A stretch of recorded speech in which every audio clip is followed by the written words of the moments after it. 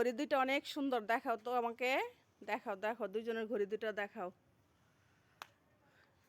তোমাদের গোসল করাই দিছে কে?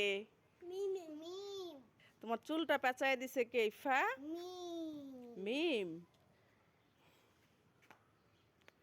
আজকে নানু দেখো কিসে রান্না করতেছি, লাকড়ির চুলায়। আজান তুমি কি করতেছ? এটা কি গাছ বলো তো?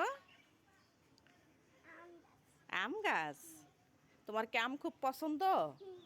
হি না, জি বলো। তোমাকে গোসল করায় ভালো মতন পরিষ্কার করে ডইলা গোসল করাই দিছে মিম। সত্যি? তো মিমকে একটা উম্মা দিয়ে দাও তো, দুই হাত দিয়ে। আমার পেজটাকে যারা ফলো দেয় তাদেরকেও একটু উম্মা দিয়ে দাও। আর আজকে নানু কিসে রান্না করতেছি বলো তো? ভাত। কি কি পছন্দ করো? আর তারপরে